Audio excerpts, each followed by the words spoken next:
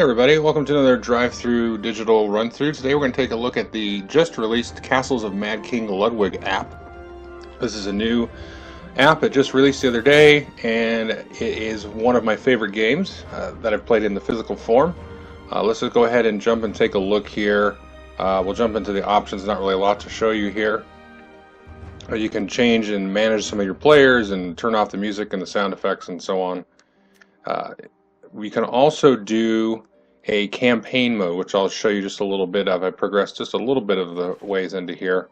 The first thing you'll notice, I'll click back in here, is it'll run you through this little training app. You can see these little towers with the little gold crowns. This is actually a very good tutorial. It kind of works your way into some of the more complexities of the game. Now the game isn't super complex, but like the first tutorial will teach you to, grab a tile and place a tile and so on, and then you'll start adding money and different things and bonus points and all that.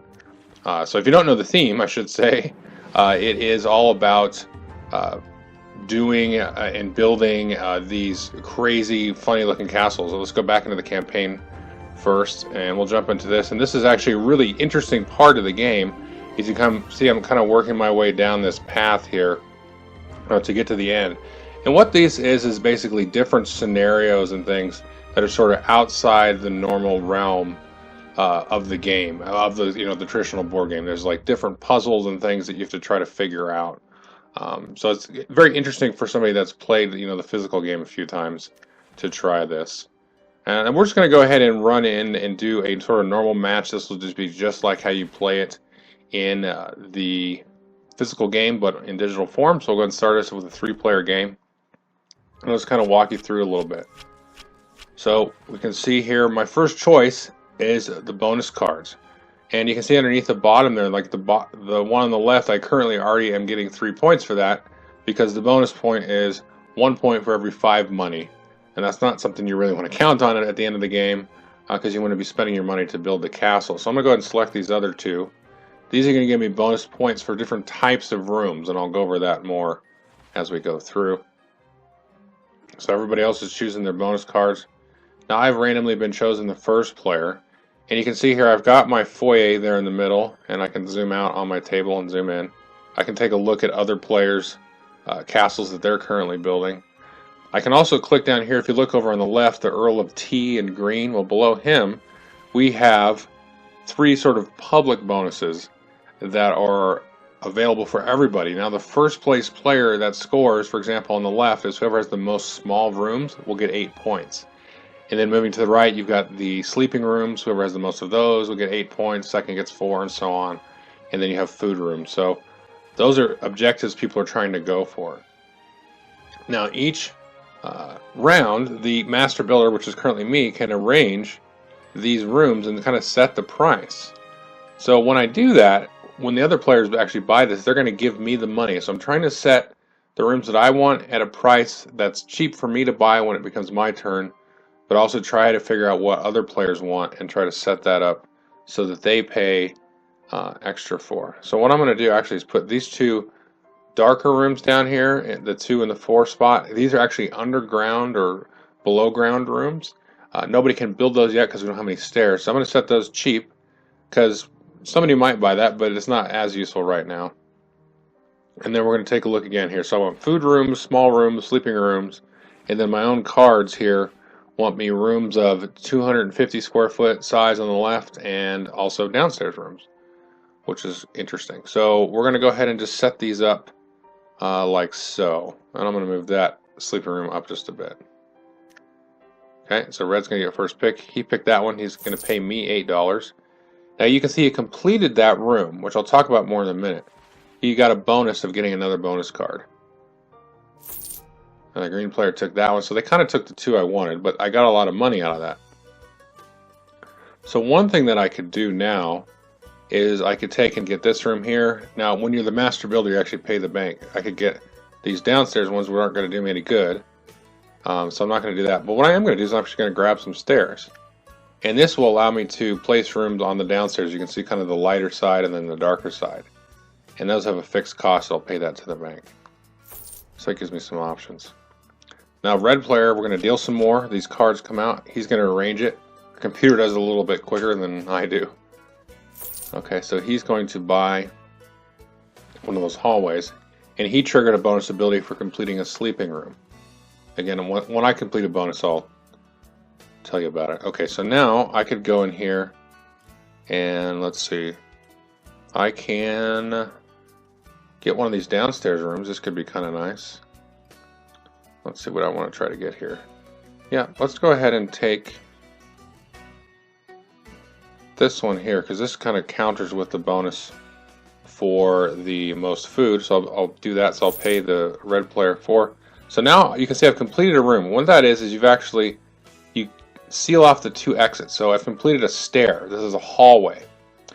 Stairs count as hallways, and you can see your foyer counts as hallways. You can see that there by the little sort of line next to foyer. That shows you the type of the room, whereas the little stairs with the down arrow next to the fungus room, that shows you it's a downstairs room. So I've completed a hallway. So each type of room has a different completion bonus because I've sealed off both of those exits with other exits.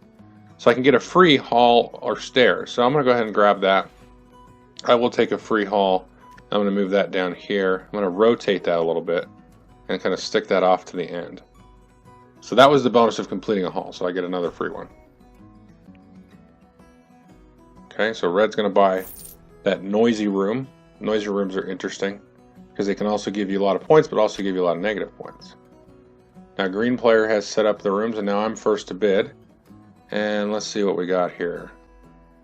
I got another downstairs room, which I don't want to build just yet, and I'll explain that when I actually do build one. Did the other players buy? They didn't buy any stairs, he just bought that hallway. So nobody will be picking up that downstairs room. Let's see here. Let's see.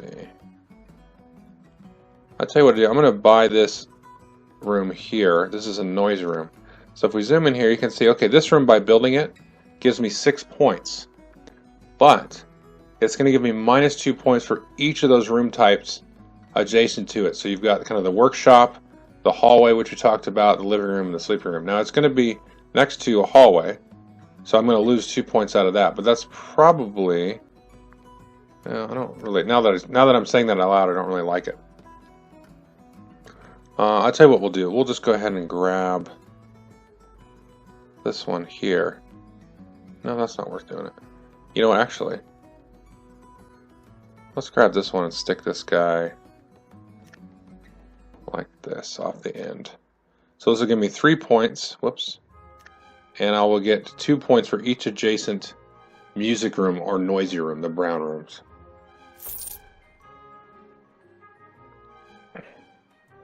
So he built a stairway. So now he's in competition for my underground. Earl T is he's gonna grab a stairway as well. So now there's competition. Not unexpected. So now it's back to me. I can arrange this. Now the game's gonna end once we deal out all the cards. You can see over there it's round 4. We've got 24 cards.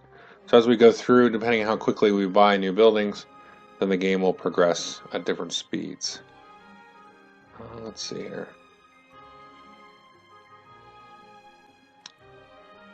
Let's see. Alright, I'll tell you what. I'm going to go ahead and grab this one now. Oh no, I'm arranging it. I'm not grabbing it. I'll move that up. I'll move this one down a bit. Move that one low. Move this one up a bit. Yeah, I'll leave it like that. Let's see what he bought. So he bought that one. So he completed one of the noisy rooms, so that's just an easy bonus of 5 points.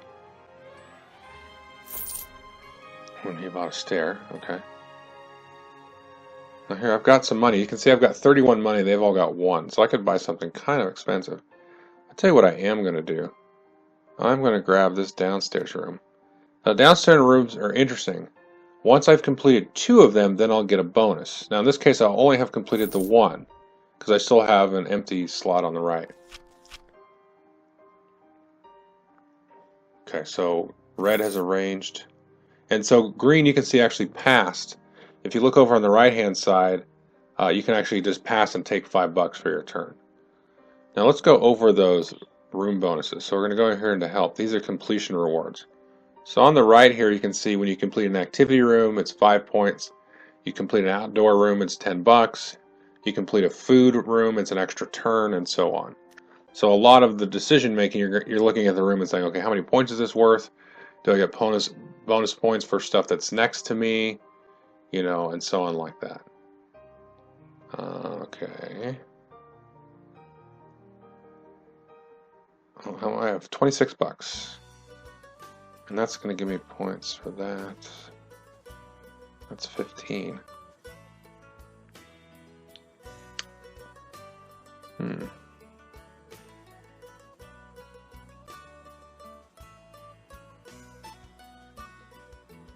Okay, sorry, just be thinking out loud here. I'll tell you what, let me grab one of these little smithy rooms here. These, when you complete, you actually get to choose a bonus card, and they're easy to complete. Usually they just have the one exit there. And it also counts as a small room, which remember was one of the objectives. So I'm going to choose that. I get to draw 2 cards and pick one. So you can see one I'm already getting 2 points for, so I'll go ahead and grab that one. Okay, he's going to do the same idea. Choose a bonus card. Now Earl of T is going to rearrange, and then I'm going to get first pick in this case. Okay. Well, I've got a sleeping room there, and that will actually combo nicely with that. So let's see. Well, let's see here.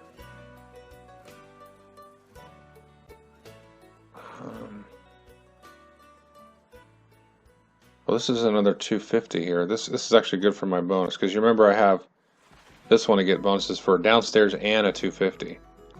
And it's going to give me extra points for any of the sleeping rooms. Now the downstairs rooms are interesting because they give you bonuses to any room in your castle.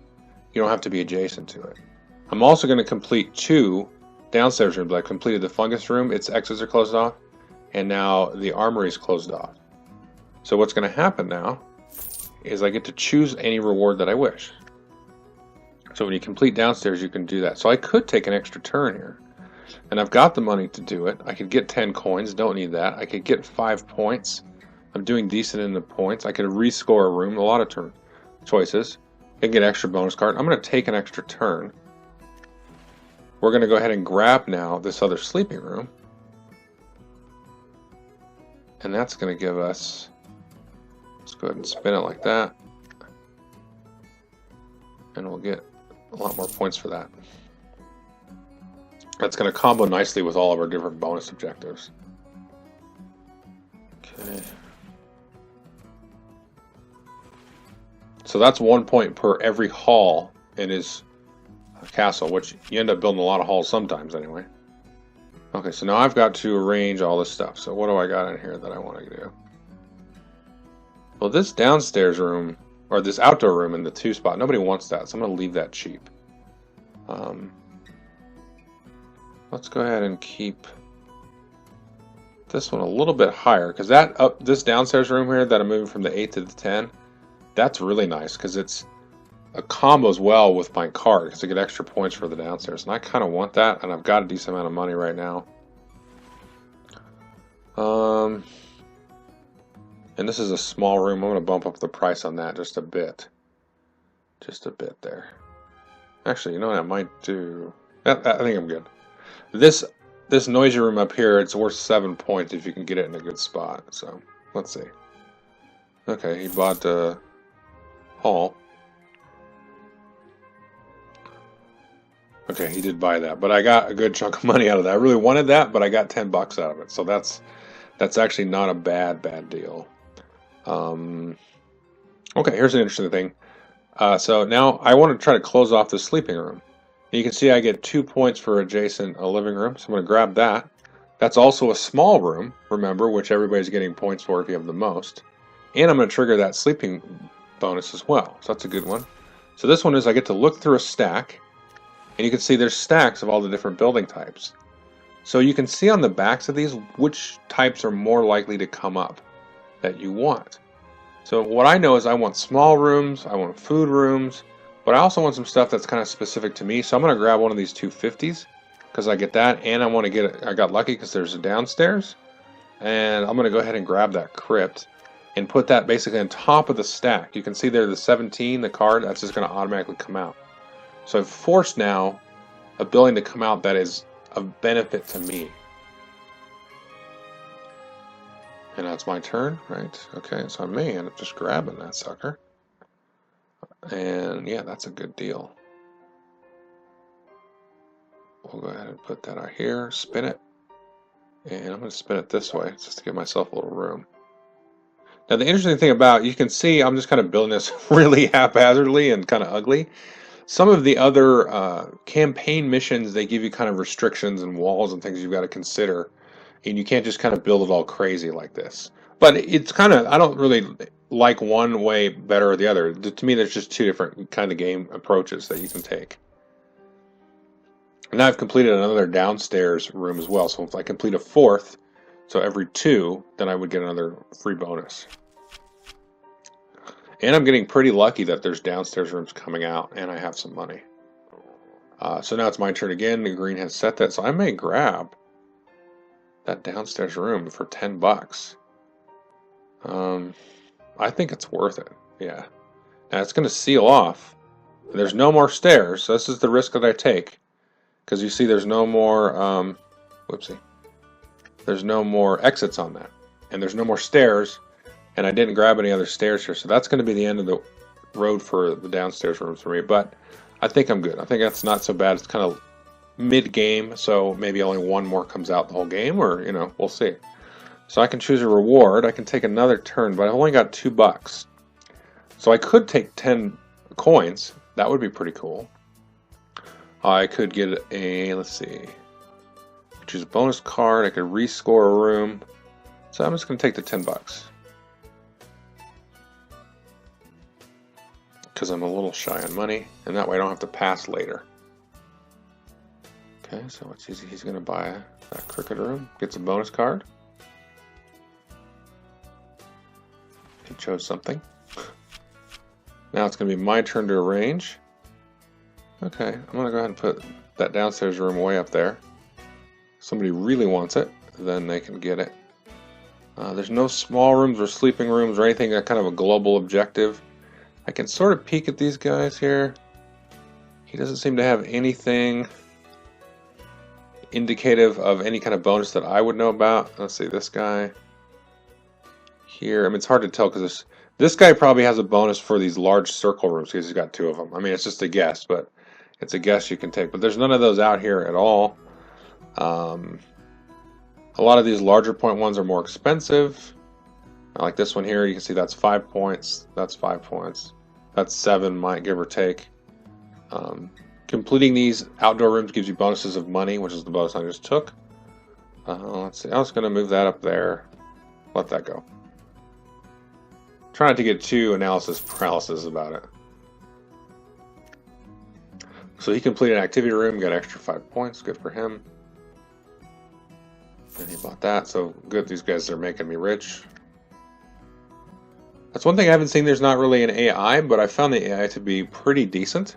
And I've won some and, you know, lost some, so. Let's see here. So I can.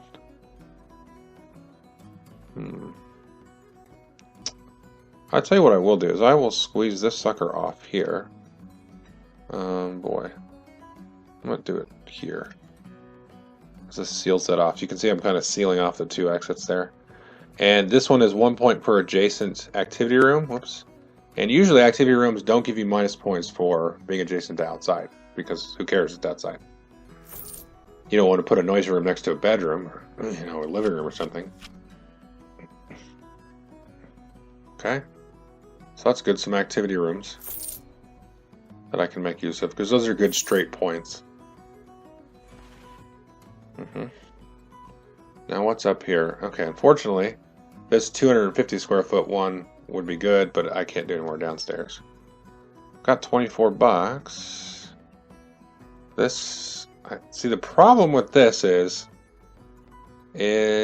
no, yeah, I could probably. All right, it's a little bit of a risk. I'm going to throw this down here because the problem is I want to complete that bottom exit there, It's a little bit trickier there, but maybe I'll give up on that. I'm spending a lot of money on that, though. Yeah, but I'm getting extra bonus points for a few different ways here. That's worth it. It's a lot of points.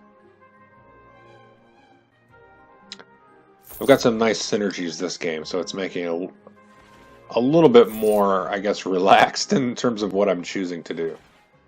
Sometimes you have some trickier decisions. Okay. Queen Rose there is keeping up with me, though. And you can see we're getting low on the card count. It's round 12. There's 3 cards left. The $10 and the $15 one I can't afford. Only got $9. What do I want to do here? Let us see. I could. Yeah, that's a neat one.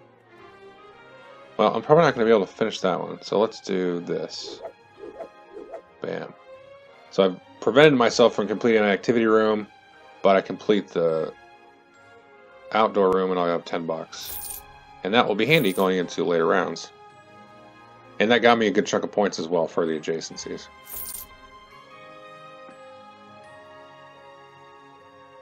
Completed 2 rooms at once. Ooh, tricky. I may lose to Queen Rose. We'll have to see on the bonuses. I feel like I'm in good shape there. Okay, this is the last round because the card deck is empty. Now, which of these do I really want? I have $11, so I'm going to move this to here because that's the one I want. I don't want anybody else getting that. That's a sleeping room. This is also a sleeping room.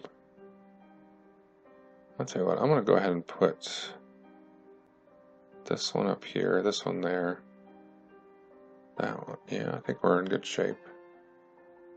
Yep, I'm okay with that. Just don't want the 10 or the 15 to go.